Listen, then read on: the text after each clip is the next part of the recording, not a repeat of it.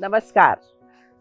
This is online Gurukulam by Indian Yoga Association, and I would be taking a talk on Bhagwat Gita chapter 2 Shloka 11.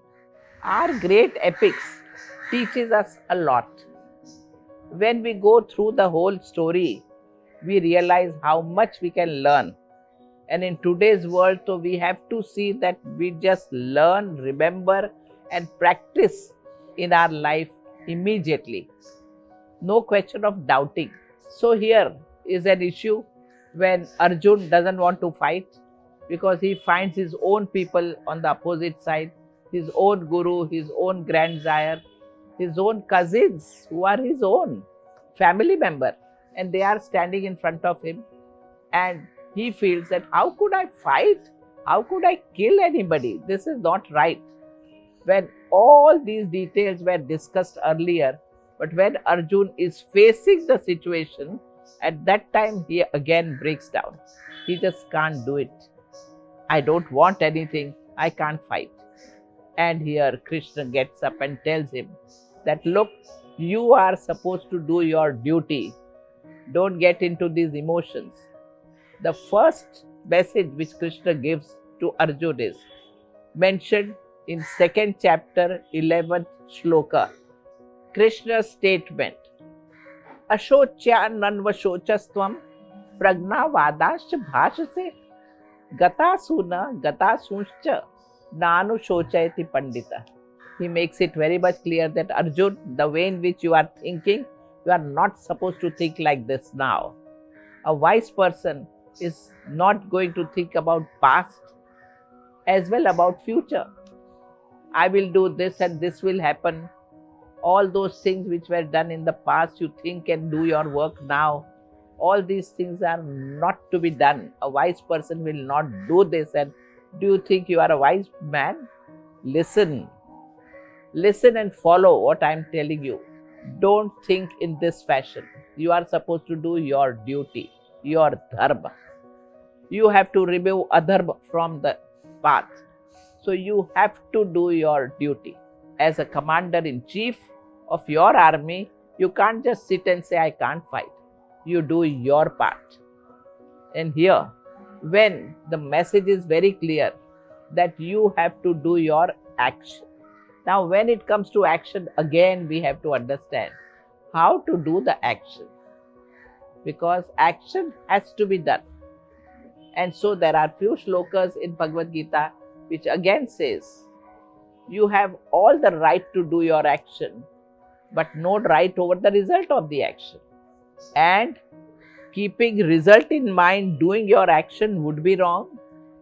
I'm going to get this, so let me do this. Result you are taking in your hand. And doing inaction is also wrong. Karmanyavadhikaraste ma phaleshu kadachana ma karma phala heturbhu mate sangostva karmani. You have all the adhikar to do your action, but no adhikar over the result of the action. And keeping result in mind, doing your action is wrong and doing adharma is wrong. I am repeating this again because these are very strong messages. You have right to do your action, and here Arjun, you are supposed to do your action. Everybody in our life, you will notice that such situations occur and we don't want to do anything. Let it be. We don't want to do, which is wrong. We are supposed to do our action. Sometimes we feel that, well, this is too difficult. I can't do it. I don't want to do it. I'm not that capable to do it. Everybody should know that every human is capable. Every human has tremendous strength within. You have tremendous energy within. You have good amount of intelligence within. You can do. Only when you bring your negative emotions into it, and this word I can't do, that creates the whole problem, which is wrong. We should be doing our action. A simple example I give. In our Mumbai, local trains are packed. And in this local train, it happened that once one of our students was sitting in a train and he found one drunkard was pulling another lady who was very thin and weak. And she pulled that lady and brought in the train. and they were standing. There was no place to sit, and he was just holding her hair, her shoulder sometimes. She was telling, "Leave me." But he was very strong and hefty and had good amount of alcohol. No common sense left. Very often he would go very close to that lady's mouth and laugh loudly, and she says, "Keep away, keep away." It was a very ugly scene there. Very ugly. But everybody sitting over there were quite frightened because he was quite hefty and strong. Nobody could do anything. They were just watching but very uneasy. One person couldn't hold himself. He got up, went to this man and said that, "Sir, please leave her. She is very weak, and just stand here. She is there with you. Just keep quiet and let her be free. Please don't bother her." That man got so angry, looked at him strongly. His both eyes were very red, and gave a big kick on this fellow. And poor fellow, who was there to help the woman, he had a big hit on his face and his two teeth fell down. He started bleeding profusely. Now it was too difficult for people to hold, but nobody will dare do anything. The student over there, one of our person, he was also watching and he was thinking how to help. Now by that time the next station came, Mahim station came, and the moment train became little slow, this man just got down from the train, ran along with the train and looked here and there on the Mahim station for a police. And he found one police and he shouted and called the police, "Police, police." And police was also there, ready. He just told him that go to that bogie, because by that time that bogie had gone further before the train halts. Go over there. And the police went there. And naturally it was very obvious. He caught hold of this man and pulled him down. And then this student got into the train again. Now a little such act he has done. Okay, you can't fight, but still you can do quite a lot. Use your intelligence. See that you don't get baffled. See that you don't use this word, "I can't do, I'm not that strong." Whatever you can do, you do. Sometimes physically we are not strong, but intelligence can give you quite a lot of strength. Try. Sometimes immediately problems may not be getting solved, but go on thinking about it and slowly find out the ways and means to solve the problem. We have duty towards society, nation, humanity, and we should be doing our duties in life. So again, when we say duty, it is action which we are supposed to do. This is one example. Now, what happens is, I give you quite a lot of other examples and understand how we should go about. There are few rules which we should follow when we are doing our action. The first rule is, if you are doing your action, see to it that you are doing your action happily. Action, you should be joyful, happy, not burdened on you. You can't say that nobody is doing, so how can I do? Can't say all these things. You should be doing your part. Others will do their part. You will benefit from your action. Others will benefit from their action. Your thinking is your thinking, and you should be putting your intelligence into your action. But see to it, very strong discipline, that you should feel happy, relaxed, joyful when you are doing your action.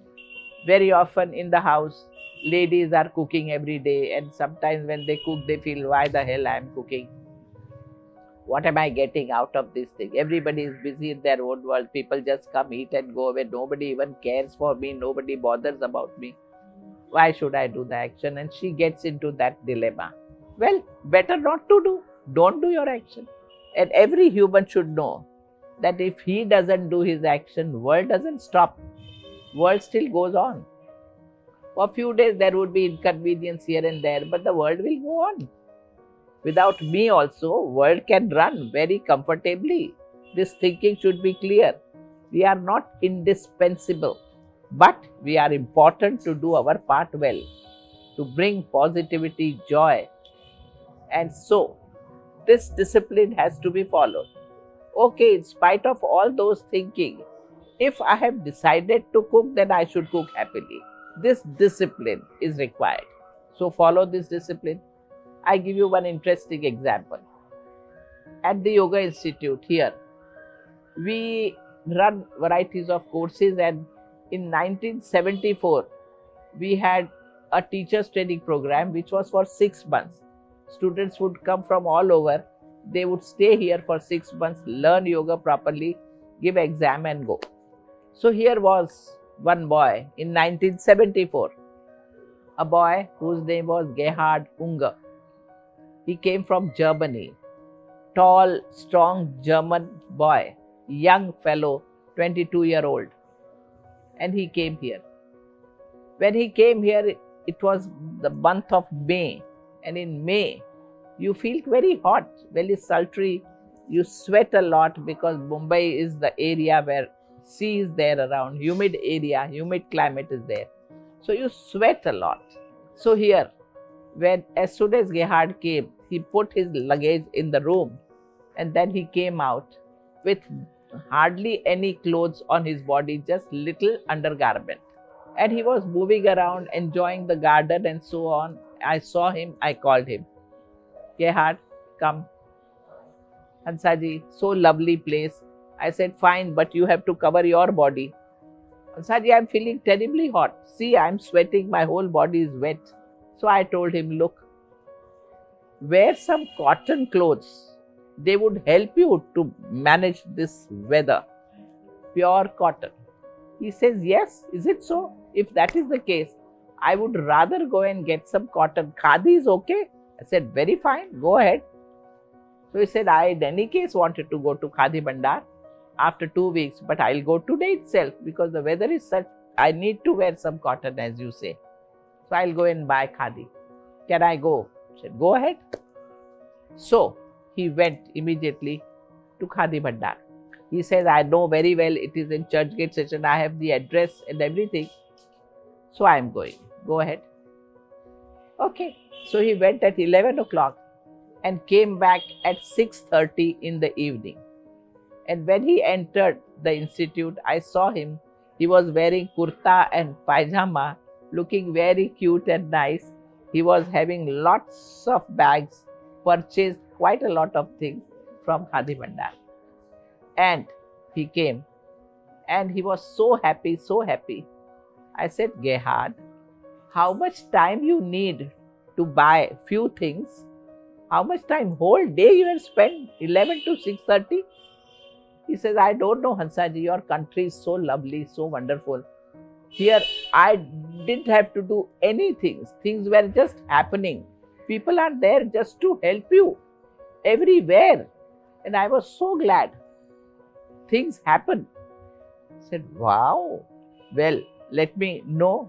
Tell me some details. So he says, look, I'll tell you. From here I walked to Santa Cruz station. It is just 4 minutes walk, 3-4 minutes. I took the ticket, purchased the ticket, went on the platform, and no sooner I went there, I saw so many people on this platform. So many I have never seen earlier. So many people. And then one train came from one side, another from another side, and I was baffled. I didn't know now where to go, what to do. People are running from here and there. Oh my God. Then I started shouting, Churchgate, Churchgate, Churchgate. And few people just pushed me into a train. I was literally pushed into a train. And then I asked them, Churchgate? They say, yes, yes, Churchgate. And then I was there, happy. If people were around me, there was no place to sit anywhere. So many people are just there sticking to you, no place only. But then they start talking to you. They don't know you, but they start talking. They say, well, from where have you come? What is your age? Are you married or not married? How much money you are earning? Anything. They ask anything. All personal thing. And I was also amused. I would also answer them.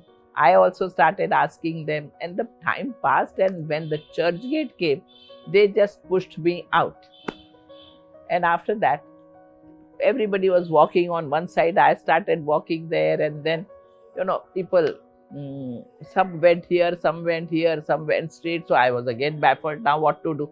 So I started shouting, Khadi Bhandar, Khadi Bhandar. And people started pushing me, saying, come on, go that side. No, go that lane. Do this, do that. And straight away I came to Khadi Bhandar. So well guided, so much helped. And then at Khadi Bhandar, they are asking me, how could we help you, sir? And I said something to cover my body. And the whole story starts. Then they bring all varieties of things, varieties of pajamas and dhotis and stitched dhotis and half pant and lungis and so many dresses that I am wearing and seeing. Oh, it was wonderful. There is a big mirror there. You can see yourself with those clothes. It was beautiful. And then they would bring other things, top and headgear. Oh, how the day passed. I was feeling very hungry. The food was available and we had a nice food. I gave everybody food also. And it was a wonderful time, I tell you. How the time passed, I didn't know. And so now this is how I am here. Fantastic. I just enjoyed every second. Okay, Gerhard, fine. Next day, another boy came. His name was John Shaw. He came from London. He was a chief chartered accountant of Coca-Cola company at that time. Tight-lipped Britisher. And he also felt very hot, and Gerhard told him about Khadi Bhandar. So he came to ask me, can I go? And I said, fine, but Khadi Bhandar is here also in Santa Cruz, Parla, everywhere. No, I'll go to the same place where Gerhard went. Well, so he also went. But in his case, he went at 11 o'clock and by 1:30 he was back. Perfect. But when I saw him, he was looking so upset. He was so angry and disturbed. His eyes were red as if he wanted to just shout. So he sat in front of me. I said, John, are you okay? Your purse, your passport, everything is fine. He says, yes, that I know how to handle. Then why are you looking so much troubled, John? He says, I'm really very much disturbed, he said. What's the matter? So he's asking me a question. Hansaji, you tell me. Have you walked from here to Santa Cruz station any time? I said, look, John, I hardly go out of the institute. But in case if I have to go, I just take our car and drive from highway to wherever I want to go. But walking from here to station, maybe I have not done. But what is the case? Anything, any problem there? Anything wrong there? He says, do you know how dirty the roads are? How people are? So many people. And then they are spitting here and there. And they are spitting blood. They are all infected people. They all have TB. He said, look, wait. This let me tell you. It is not infection. They are eating pan, a beetle leaf. And it's a good herb which person can eat after food. You had gone from at 11 o'clock, some people must have started chewing that. And so they spit. How dirty, how ugly. So they are not infected people. I said, no. They are all healthy people. Okay. But then how unaesthetic and how dirty. And do you know, they pee on the road, they throw garbage, they remove mucus. It's terrific. Hansaji, it's terrific. And then when I went to station, purchase the ticket at platform, so many people pushing you here and there. And then the train comes and you enter the train, people are just around you. I want my space. There is no space of mine. Everybody is sticking to each other and pushing you here and there. How could you travel? How could you do it? It was terrific. And then they start talking to you. Why the hell I should talk to them? I don't know anybody. Why should I tell them? They are asking me, what's your name? From where have you come? Why the hell I should tell them? Who am I and why have I come here? Oh, so he was a different personality in any case. And then he purchased, came back. But he says, I just don't want to go back again outside. This is the only very clean and neat and nice place. Very good people here. I would rather stay here. And this John stayed in the institute for 6 months, did complete course, very sincere boy. But after finishing the course, straight away he went from here to airport and to his country. Gehadunga, German boy. He loved everything. What he would do is he would see people spitting. He would just laugh. He would not get angry. People are passing urine. He would again laugh and giggle, but not get angry. He was a different personality. Monkeys would be there. They would be doing dancing and all that. He would sit near them and clap and enjoy the dancing of monkeys at that time on the road. So all such things were there around. Now, why am I telling you this story? Both these boys went from the same route, did the same type of work. From institute till Khadi Bandar, from Khadi Bandar back home, traveling in local train on the same road. But one enjoyed everything and one got irritated and affected by everything. Now, what is this? We have to understand. If I have to travel, I have to travel happily. If I have to talk to people, I should talk to people happily. If I have to go and purchase something, I should do it happily. This joy of work, should be there in you. In world, all such varieties are there. Good is there, bad is there, dirt is there, cleanliness is there. All the things are, stupidity is there, nonsense is there, everything is there. But now you have to see things as they are. Don't label it to be right or wrong. You don't do those things which according to you is wrong. But getting affected by those things should be totally avoided. This way you will be always unhappy, and with unhappy state, doing all your work would be absolutely wrong management. Your state has to be level-headed and balanced. Can we take this decision that if I am working, I should work happily. I should enjoy the work and do the work. And when you do the work happily, automatically you will grow with your work. You will learn from work. You will improve in your management. Progress when work is done with joy and happiness. Negativity would never help. It would destroy you, destroy your capacity, destroy your concentration, memory, everything. And so, work happily. If you find you are not happy right now, don't work. First, bring joy in your life. Joy is a character which comes from within. External things can't make you joyful or take away your joy. It's your decision that you want to be happy. In the midst of the problem, you could be happy like a lotus. Lotus is in the puddle only, no? All dirt and bad smell and all that. But lotus comes up, no? Like a separate entity. And nothing touches lotus. Its fragrance itself is beautiful. It's so much useful.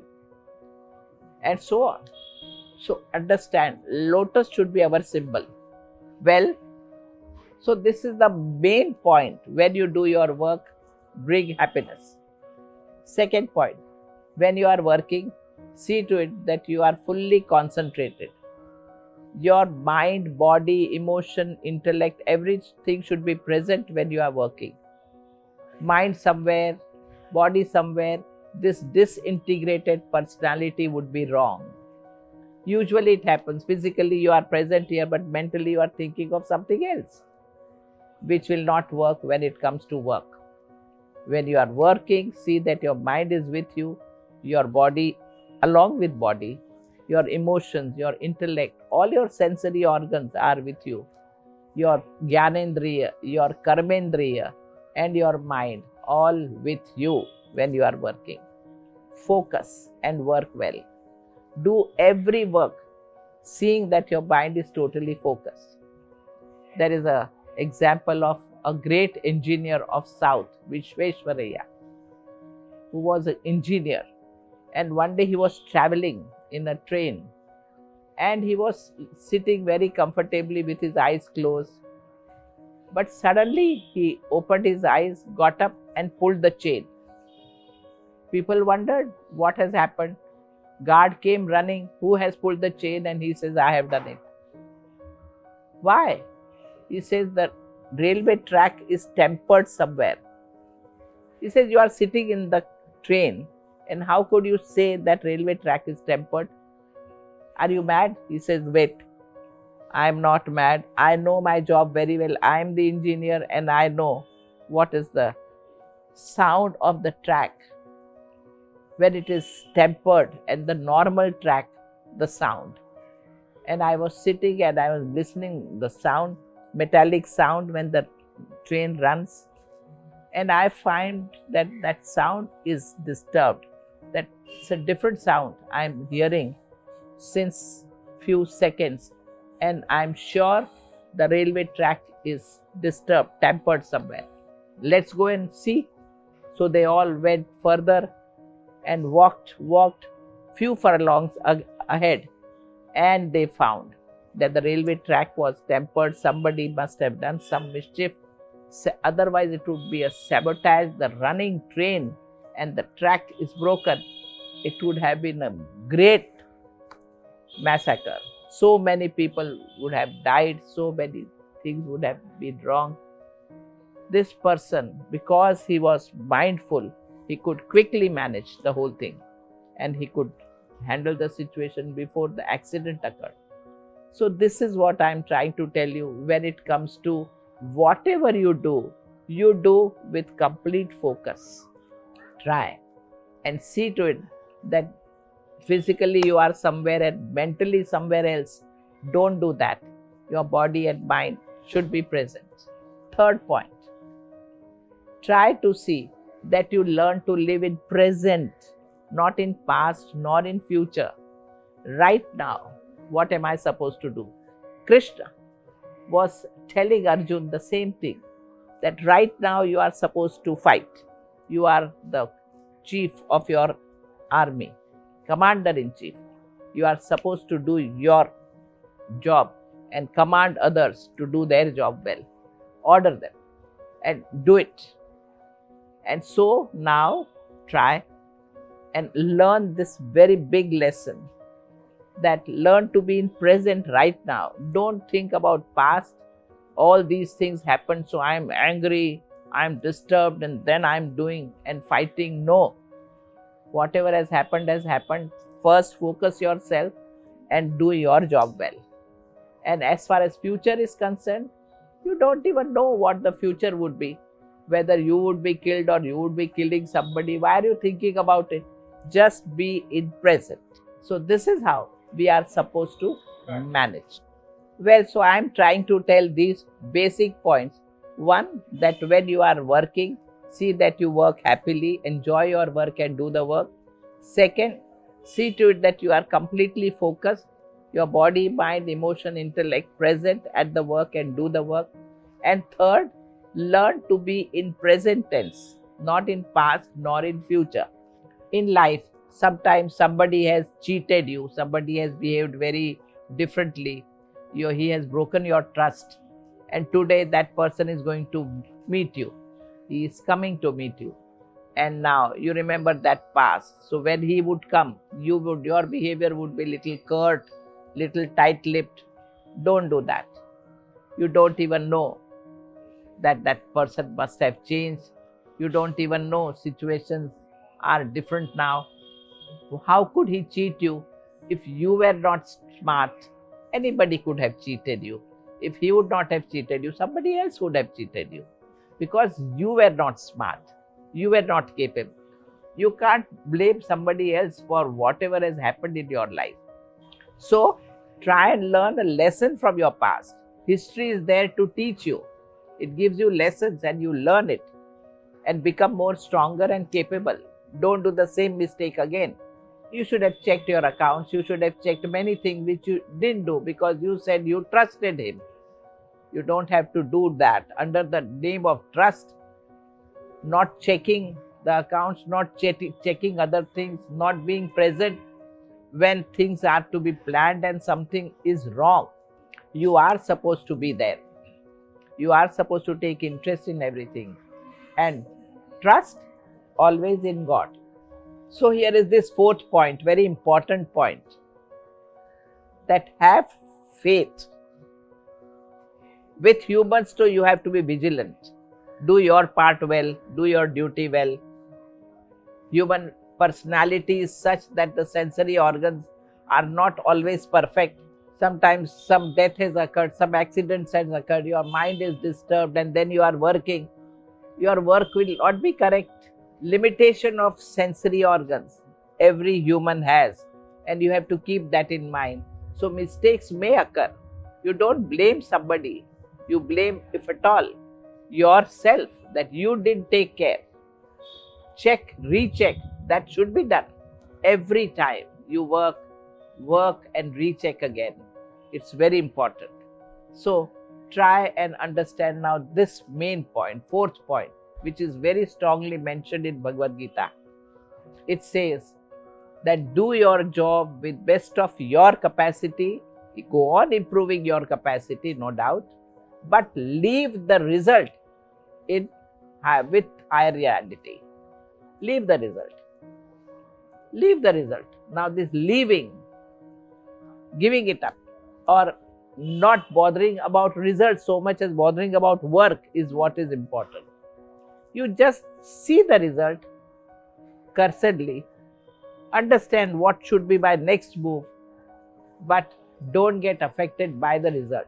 Rather, in Gita it is mentioned that always think that whatever had happened for your own good. You have become more stronger, you have become more capable, you are now more intelligent.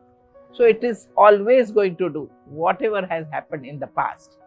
Whatever is happening now also is always good, and whatever will happen in future will be good.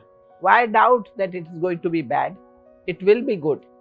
This faith in higher reality is what is required, that whatever will happen for my own good.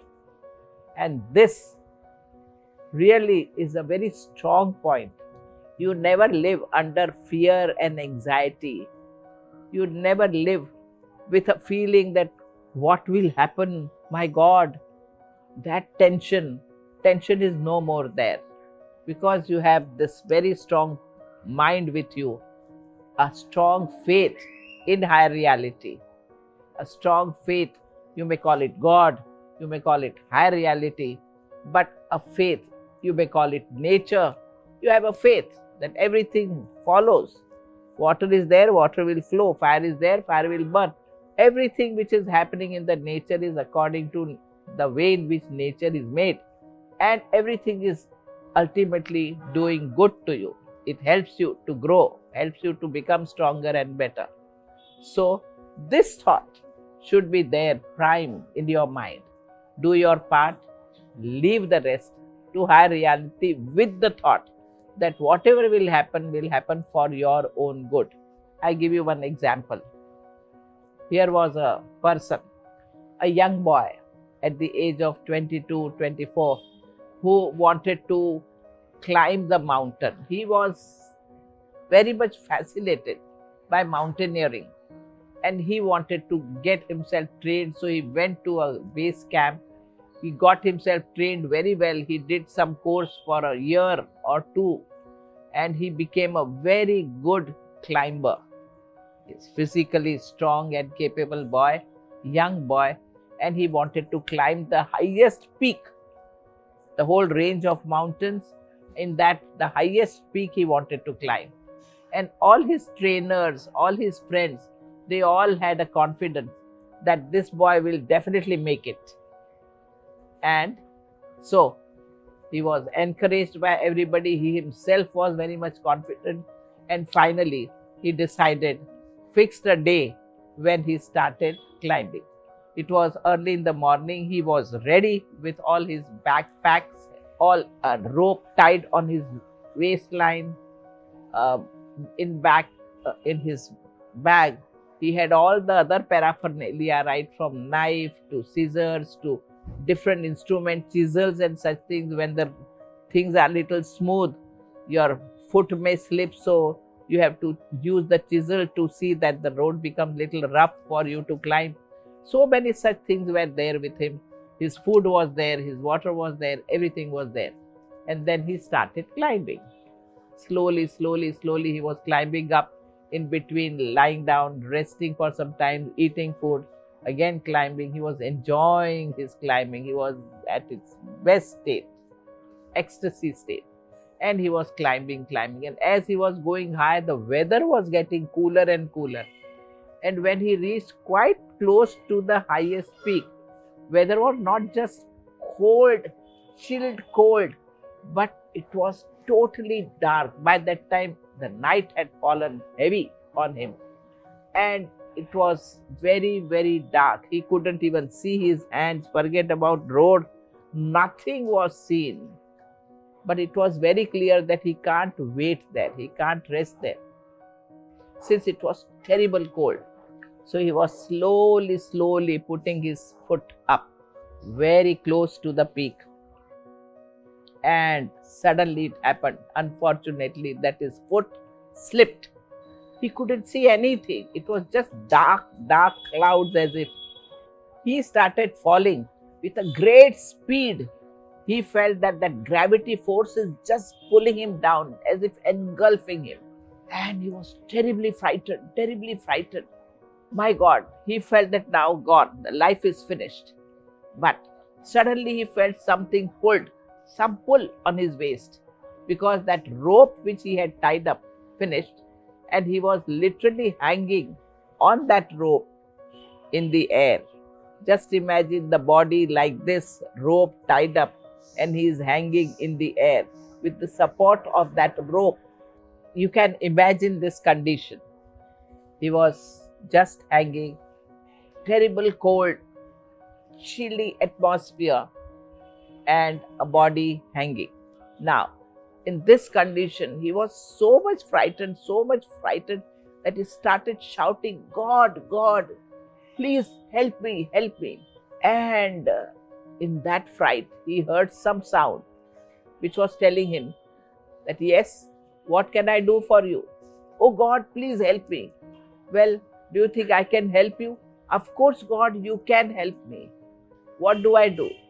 He says, well, please save my life, God. Okay, in that case, cut this rope on which you are hanging. Cut it. My God. Suddenly he felt that, what is this? If I cut the rope, then I may go down. At least this rope is holding me. He has saved me. This rope has saved me. So I can't leave him. I can't cut. So he was, in any case, in a negative phase, frightened. He just got hold more tightly, and he was just hanging there. Well, what will happen after all? Within few hours, he completely lost his consciousness, and then he died. He didn't cut the rope. Even if he would have settled down his emotions, even if he would have thought that like this also I won't be surviving, let me try and cut and see. His inner voice is telling me to cut the rope, but I am not listening. He should have listened, but he didn't do that. And so finally he died. Next day, rescue operation took place, and the people saw one dead, cold, frozen body hanging in the air, just 7 feet above the ground. If he would have cut the rope, he would have been safe on the ground. But no, he didn't do. Why did I tell you this story? Understand our life. How many ropes we are holding on. How many ropes we are holding and feeling that that's my support, that's the way, and you don't leave it. You don't surrender it. This leaving, surrendering is so important in life. You try your level best, but leave the rest. You have to go on trying, but not holding on. Leave it. That lesson we have to learn in life, and see to it that we don't go on holding things and stop our progress in life, stop others' progress in life, depending on others for what? Why can't you be standing on your own strength, on your own feet? Why can't you move ahead in life? You definitely need support, but not in that fashion that you stop moving your legs, you stop doing your things. You have to learn to leave. What is our day? Our day is 24 hours, out of that, day and night. At night, we are doing nothing. This doing nothing is so important. We are sleeping.